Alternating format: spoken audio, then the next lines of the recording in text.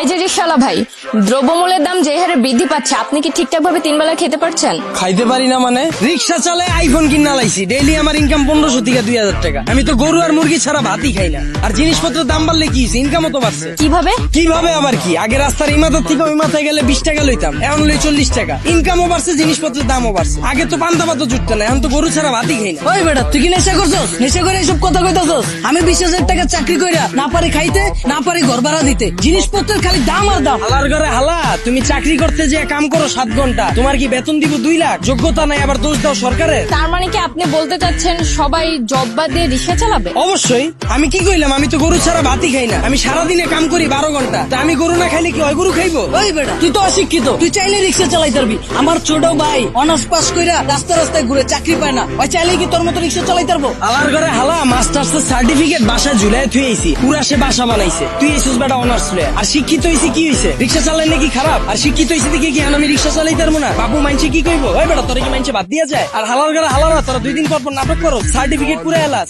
Honours masters pass করছো টাল্টিবেল্টি করে, চাকরি পাবি কইতে? যারা পাওয়ার হেরা পায়, এরা নিজেরা ওইভাবে তৈরি করে। তোরা 10 লাখ বেকার ঘুরো স্কিল লিগা, সরকারের দোষ দেয় স্কিল লিগা। তোরা যখন বুঝছস যে তগরে দিয়া পড়ালে হইব না, করতে গেছিস কে জোর কইরা? ও বুঝছি, সার্টিফিকেটের লেগা না? বিয়ার সময় যেন কইতে পারো যে আমি গ্রাজুয়েট, আমি ইঞ্জিনিয়ার, আমি শিক্ষিত। বন্ডামি বাদ দিয়া তোর বাইরে রিক্সা লয়ে বেরিতে। তার মানে আপনি কি বলতে চাচ্ছেন, আপনি নিজেও অনার্স মাস্টার্স কমপ্লিট করছেন, কিন্তু নিজেকে ওইভাবে তৈরি করতে পারেননি, যার কারণে আপনার জব হয়নি? হ্যাঁ অবশ্যই, মিছা কথা কমুকে। আমি নিজের ওইভাবে তৈরি করিনি, আমি জবও পাইনি, আমি রিক্সা চালাই না শুরু করছি। আর এই যে 10 লাখ বেকার ঘুরতেছে, একটাও কি বুকে হাত দিয়ে কইতে পারবো নিজে সর্বোচ্চ চেষ্টা করছে? আর এই যে 10 লাখ বেকার ঘুরতেছে, একটা বুকে হাত দিয়ে কইতে পারবো নিজে করে ওইভাবে তৈরি করছে, নিজে করে সর্বোচ্চ চেষ্টাটা করছে, তাও চাকরি পায় নাই? সারা রাত খেলছে কার্ড, সারাদিন গার্লফ্রেন্ডের সময় দিছে, ওরা চাকরি পাইবো কইতে? যারা পাওয়ার হেরা পায়। আর গ্রাজুয়েশন কমপ্লিট করছিস ভালো কথা, বইয়ের রিস্কে ব্যবসা কর, উদ্যোক্তা হ, ঝুঁকি ল, হাজার মানুষের লেগে রাস্তা খোল, এসব বন্ডামি বাদ দে। কিন্তু বাংলাদেশের মতো এরকম গরিব দেশে দ্রব্যমূল্যের দাম বাড়াটা কি স্বাভাবিক? ভাই খারাপ। এই দেশ গরিব দেশ কেটা কইছে আপনাদের? এই দেশে 150,000 কোটি টাকার সিগারেটই বিক্রি হয়। বিশ্বের ভিতরে 5 নাম্বার বিড়িখোর বাংলাদেশ।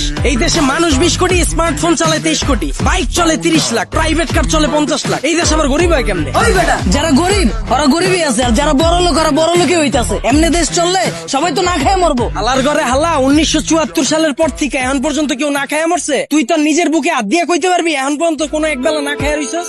হালার ঘরে হালা 3 বেলা তো ভাত খাসি, লগে আবার বিকালের নাস্তাও মারা। আর যে কস জিনিসপত্রের খালি দাম বাড়তাছে, খামু কেমনে? জিনিসপত্রের দাম বাড়লে খাস কে, কিনস কে? বুঝে আমারে? তাহলে কি আপনি বলতে চাচ্ছেন সাধারণ মানুষ না খেয়ে থাকবে? এনে আপনি আবার সাধারণ মানুষ কই পেলেন? এনে তো সবাই অসাধারণ। আমরা সবাই বাংলাদেশি, আমরা সবাই এক। একটা জিনিসের যদি দাম বাড়ে, আমরা যদি এটা খাওয়া বা ব্যবহার করা বন্ধ করে দিই, দেখি ব্যবসায়ীরা কার কাছে বেচে। যখনই আমরা খবর পাই কালকে থেকে পেঁয়াজের কেজি 20 টাকা বেড়ে যাবো, ওই দিনে যাই আমরা দোকানে ভিড় করে লাই। তো দোকানদাররা তো আমরা বুঝেই দিতাছি, পেঁয়াজের কেজি 20 টাকা হোক আর 2 লাখ টাকা হোক, আমরা কিনা খামুই। যেটা মার্কেটে চাহিদা বেশি থাকবে ওটার দাম তো বাড়বই। আমরা যদি সিদ্ধান্ত লই আমরা খামু না, ব্যবসায়ীরা বেচবো কার কাছে? আর পৃথিবীর যখন জন্ম হয়েছিল তখন কি এত খাওয়ান দাওয়া ছিল? তখন কি এত বার্গার ছিল, পিজা ছিল? তখন কি মুরগির কালাবুনা ছিল? কে মানুষ শাক পাতা খায় বাচ্চা রইছে না? আর সরকারের দোষ দিয়ে লাভ কি? আমরা জনগণ নিজেরাই তো চুতিয়া। একটা জিনিসের দাম বাড়লে আমরা ফ্রিজ ভরা শুরু করে দিই, ফ্রিজ ভরা বন্ধ করলে এমনি সবকিছু ঠিক হয়ে যায়।